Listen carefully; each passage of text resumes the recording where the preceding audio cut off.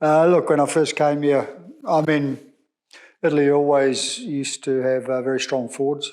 When I first came, I didn't think the skill level was great around players, but I think there are some good young players coming through, and I think there's been a lot of work done on skills. And I think players are starting to understand rugby more. So that's, I think, as the development of the players goes, and with the coaching and that they get from franchises and clubs, is helping them to be better rugby players. So, but if I had to give you a overall on Italian players, they're hard workers. They're really hard workers, and they will very passionate, and that passion comes into their performance on the field.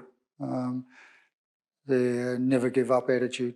Oh, you feel a lot of support now. Look, COVID, there was no one obviously around, but now when you arrive at the train station, or when you arrive in Rome, or when you're on your way to the game, there's people around with Italian flags and they're supporting you, and it makes you feel very humble, really. And then look, the last couple of games, I think there was 50,000 at the last game. I mean, that's a massive crowd for Italy. So the support that you feel from those people, and then, it's our duty to put a performance out there that makes them want to come back. And hopefully if some of those are winning performances, it's even better.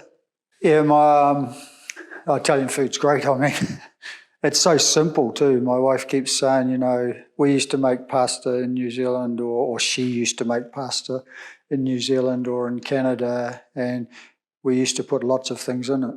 But in Italy, you don't. It's very simple, and it tastes great.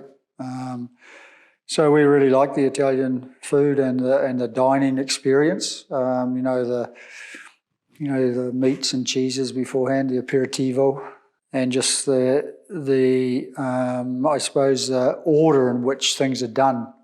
It's very orderly around the way you have a prosecco or a spritz first, and then you go to your wine, red wine, and then you might have a digestive or whatever it might be. It's a very orderly way to do things, and it's you just need to get a coffee in Italy, and it's done with a bit of class. So you have a very positive dining experience. Look, Italy's simply extraordinary. I mean, there's lots of places I love. We've been very lucky to be able to, trip around Sardinia, Sicily, Puglia. We love Rome, the city of Rome. One of my favourite places is probably Cinque Terre. It's a place I never even knew about until I came to Italy.